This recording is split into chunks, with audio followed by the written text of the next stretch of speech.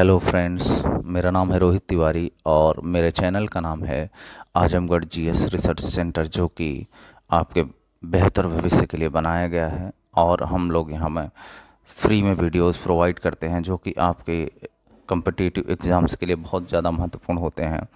और आज का पहला विषय है अनुसूचियाँ, जो कि हमारे संविधान में दी गई हैं।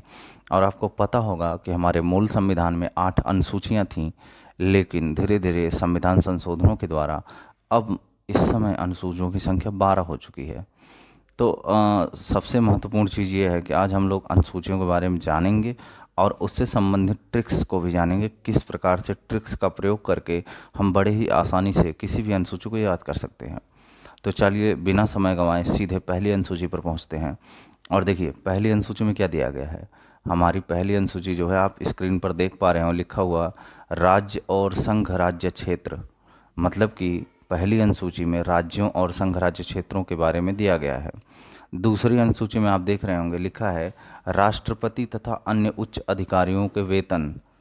इसमें वेतन के बारे में, जैसे कि राष्ट्रपति है, उपराष्ट्रपति है, लोकसभा के अध्यक्ष हैं, राज्यसभा के सभापति हैं, उच्चतम न्यायालय के न्यायाधीश हैं, इन सभी का जो वेतन है, परिलब्धियां हैं, उनको बारे में बताया गया है। और तीसरी अनुसूची में देखेंगे आप लिखा है शपथ या प्रतिज्ञान के प्रारूप। मतलब कि ये जो बड़े बड़े भारतीय संवैधानिक पदों पर जो अधिकारी रहते हैं उनका शपथ या उनका प्रतिज्ञान तीसरी अनुसूची में है। और चौथी अनुसूची में आप देख पा रहे होंगे, चौथी अनुसूची में आपको दिखाई दे रहा होगा कि राज्यसभा में स्थानों का आवंटन किस प्रकार किया गया, मतलब किस राज्य में राज्यसभा के स्थानों का आवंटन कैसे है। जैसे कि आपको पता होगा कि राज्यसभा के सीटों का आवंटन दो प्रकार से होता है, एक तो राज्यों में और एक यूटीज़ मतलब कि यूनियन टेरिटरीज़ में होता है। तो आप अब आगे बढ़ते हुए देखिएगा पाँचवीं अनुसूची में क्या लिखा गया है। पाँचवीं अनुसूची में लिखा गया है अनुसूचित क्षेत्रों और अनुसूचित जनजातियों के प्रशासन और नियंत्रण के बारे में उपबंध। मतलब कि जो अनुसूचित क्षेत्र हैं या अनुसूचित जनजातियों के जो प्रशासन है उस पर किस प्रकार से नियंत्रण होगा, इसके बारे में पाँचवीं अनुसूची में दिया गया है।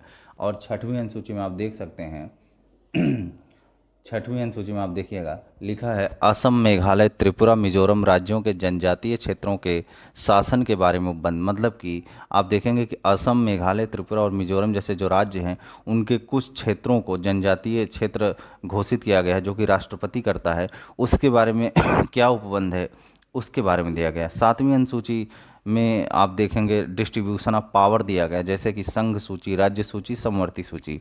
अब ये समझिए कि संघ सूची वो सूची होती है जिस पर सिर्फ संघ या केंद्र कानून बना सकता है। राज्य सूची वो सूची होती है जिस पर सिर्फ राज्य कानून बना सकता है। और समवर्ती सूची वो सूची होती है जिस पर राज्य और केंद्र दोनों कानून बना सकते हैं। और इनके बीच में जो शक्तियों का विभाजन है उस बारे में सातवीं अनुसूची में दिया गया है। और अगली अनुसूची पर आते हुए आप देख सकते हैं आठवीं अनुसूची में हम लोगों को क्या बताया गया है, भाषाएं, लैंग्वेजेस। तो आपको पता स्क्रीन पर आप देख पा रहे होंगे मूल रूप से हमारे संविधान में अनुसूचियों में 14 भाषाएं दी गई थी, जबकि धीरे धीरे करके आगे बढ़ते हुए इसको क्या कर दिया गया, आगे बढ़ते हुए इसमें 22 भाषाएं, मतलब 14 से बढ़कर 22 भाषाएं हो गई। इसका मतलब कि संशोधन करके और भाषाओं को जोड़ दिया गया। इसी क्रम में आप देखेंगे हमारी जो भाषाएं उसमें असमिया, बंगला, डोगरी, गुजराती, हिंदी, कन्नड़, कश्मीरी, कोंकणी, मैथिली, मलयालम, मणिपुरी, मराठी, नेपाली, उड़िया, पंजाबी, संस्कृत, संथाली, सिंधी, तमिल, तेलुगु तथा उर्दू है। सिंधी भाषा को 1967 के 21वें संविधान संशोधन के द्वारा जोड़ा गया था। कोंकणी, मणिपुरी, नेपाली को 1992 के 71वें संविधान संशोधन अधिनियम द्वारा जोड़ा गया था। और बोडो, डोगरी, मैथिली और संथाली को 2003 के 92वें संविधान संशोधन अधिनियम द्वारा जोड़ा गया था। अब आगे देखते हैं नवीं अनुसूची के बारे में। देखिए नवीं अनुसूची भूमि सुधार तथा जमींदारी उन्मूलन से संबंधित प्रावधान करती है, जिसमें मूल विषय ये है कि यह न्यायिक समीक्षा के बाहर के विषय हैं। ये आप जानते हैं पहले संविधान संशोधन 1951 के द्वारा इसको जोड़ा गया था। और उस समय इसको जोड़ने का मूल उद्देश्य ये था क्योंकि आप जानते हैं कि उस समय पर भूमि सुधार के तहत बहुत लोगों की ज़मीनों को छीनकर अन्य लोगों में बांटा जा रहा था, तो वहाँ पर आर्थिक अधिकारों का उल्लंघन हो रहा था। इसलिए ही सरकार ने ऐसी अनुसूची बनाई जिस पर जुडिशियल रिव्यू न किया जा सके, न्यायिक समीक्षा। हालांकि केशवानंद भारती 1973 के मामले से बाद ये कहा गया है कि जितने भी अनुसूचियां में विषय जुड़ेंगे उनकी न्यायिक समीक्षा की जा सकती है। अब आइए आते हैं अगली अनुसूची जो है 10वीं अनुसूची। 10वीं अनुसूची का मामला है दल बदल के आधार पर संसद तथा विधानसभा के सदस्यों की अयोग्यता के बारे में उपबंध किया गया है, और इसको आप समझ सकते हैं कि 52वें संविधान संशोधन अधिनियम द्वारा 1985 में जोड़ा गया। अब 11वीं अनुसूची क्या है? पंचायत। इसमें टोटल 29 सब्जेक्ट्स हैं और इसको 73वें संविधान संशोधन अधिनियम 1992 द्वारा जोड़ा गया। और अंतिम अनुसूची आती है नगर पालिका या 12वीं अनुसूची, जिसमें नगर पालिका दिया गया है। यह 74वें संविधान संशोधन 1992 द्वारा जोड़ा गया है। तो ये थी आपकी टोटल 12 अनुसूचियाँ।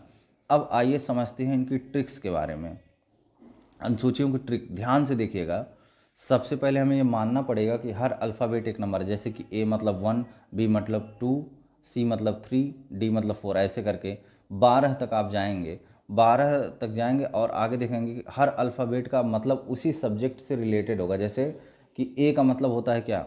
ए का मतलब 1 होता है, और ए में क्या लिखा गया? एटीट्यूड। एटीट्यूड सिनोनिम है स्टेट का, मतलब स्टेट राज्य। इसका सिनोनिम आप खोजेंगे गूगल पे जाकर तो आपको एटीट्यूड मिल जाएगा। इसका मतलब है राज्य, यानी कि अनुसूची, पहली अनुसूची में क्या दिया गया है? राज्य राज्य क्षेत्र। अब देखिए दूसरा बी। बी मतलब दूसरी अनुसूची, जिसमें बी मतलब होता है बैकऑन, यानी कि सैलरी। अब इसमें यह दिया गया है कि उच्च अधिकारियों का जो वेतन होता है, उनका वेतन के बारे में बताया गया बी में, बैकऑन। तो बैकऑन क्या है? Synonym of salary. सैलरी का सिनोनिम है। अब देखिए सी सी यानी कि अनुसूची, तीसरी अनुसूची सी, कॉन्ट्रैक्ट, मतलब कि इसका मतलब होता है ओथ, शपथ ग्रहण होता है, उच्च अधिकारियों का शपथ ग्रहण। अब आइए चौथी अनुसूची देखते हैं, डी। डी में देखिए, डी का मतलब होगा distribution of seats of Rajya Sabha. Rajya Sabha के सीटों का आवंटन है, ठीक है। ये है चौथी अनुसूची। और पांचवी अनुसूची है ई। ई मतलब होता है इन्फोर्समेंट। इन्फोर्समेंट मतलब होता है जनजातीय क्षेत्रों में प्रशासन किस प्रकार से होगा, उसी को बोलते हैं इन्फोर्समेंट। अब देखिए एफ है छठवां, फ्यूअर कंट्रोल, मतलब कि असम, मेघालय, त्रिपुरा, मिजोरम के सभी क्षेत्रों पर नहीं, कुछ कुछ एक क्षेत्रों पर जो है प्रशासनिक कंट्रोल करना है, वो आपकी छठी अनुसूची में मिल जाएगा, जिसको अल्फ़ाबेटिकल लैंग्वेज में एफ बोलेंगे। अब देखिए अगला आता है जी। जी है सातवीं अनुसूची। सातवीं अनुसूची में गवर्नमेंट पावर के बारे में बताया गया, जैसे जिसमें central list, state list, concurrent list, मतलब कि संघ सूची, राज्य सूची और समवर्ती सूची। इसमें बताया गया किसके पास पावर होगी। जैसे कि संघ सूची का विषय होगा जिसमें केंद्र कानून बनाएगा, स्टेट में राज्य बनाएगा, और कंकरेंट में दोनों बनाएंगे। अब देखिए अगला आ गया एच। एच मतलब होता है हिंदी। हिंदी क्या है? हिंदी लैंग्वेज है। मतलब कि 8वीं अनुसूची में लैंग्वेजेस के बारे में बताया गया है। आई मतलब होता है 9। तो 9 में क्या है? इंडिपेंडेंस। इंडिपेंडेंस का मतलब होता है कि जब हमारा भारत आज़ाद हुआ तो आज़ाद सिर्फ अंग्रेज़ों से ही नहीं हुआ, उसको और भी चीज़ों से इंडिपेंडेंस चाहिए थी, स्वतंत्रता। जैसे कि लैंड रिफॉर्म हुआ, एवोल्यूशन ऑफ ज़मींदारी। आपको पता ही होगा कि पहले ज़माने में स्वतंत्रता से पूर्व ये बहुत समस्या थी कि ज़मींदार लोग सामान्य नागरिकों का बहुत शोषण करते थे। तो उनके शोषण से बचाने के लिए सरकार ने क्या किया? नागरिकों को इंडिपेंडेंस किया। और इंडिपेंडेंस मतलब हो गया क्या? आई। आई मतलब होता है, ये अल्फ़ाबेटिकल ऑर्डर में 9 होगा, तो अनुसूची 9 होगी, जिसमें इसको बोलेंगे 9वीं अनुसूची। और फर्स्ट अमेंडमेंट एक्ट 1951 के द्वारा इसको जोड़ा गया, ठीक है। ये न्यायिक समीक्षा से बाहर है। अब अगला आ गया जे। जे मतलब हो गया 10वीं अनुसूची। तो जे मतलब होता है ज्वाइनिंग। ज्वाइनिंग का अगर आप सिनोनिम निकालेंगे तो हो जाएगा एंटी डिफेक्शन। तो आपको पता ही है कि अनुसूची 10 में एंटी डिफेक्शन लॉ लगाया गया, और ये 1985 में जोड़ा गया था, 10वीं अनुसूची। अब अगला आ गया के। के होता है कौन सी अनुसूची है? 11वीं अनुसूची है। तो 11वीं अनुसूची है, ये आपको पता है 1992 में जोड़ा गया था, 73rd अमेंडमेंट में। और इसके लिए मैंने कोई ट्रिक नहीं बनाई है। अब हर में ट्रिक तो बन नहीं सकती है, तो इसमें पंचायतें हैं। और एल। एल मतलब होता है लोकल गवर्नमेंट, जो कि 12वीं अनुसूची है, और इसमें नगर पालिका है। उम्मीद है आपको ये सारी चीज़ें समझ में आई होंगी, और अगर नहीं समझ में आई होंगी तो भी बताइएगा, आगे से और अच्छे से समझाएंगे। लेकिन मुझे जहाँ तक लगता है मैंने पर्याप्त तरीके से समझा दिया है। तो आज के लिए आप सभी का थैंक यू, और उम्मीद अगले विषय के साथ आपके साथ मिलेंगे। मेरा नाम है रोहित तिवारी, और चैनल को लाइक और सब्सक्राइब जरूर करिएगा। Thank you very much. धन्यवाद आप सभी का।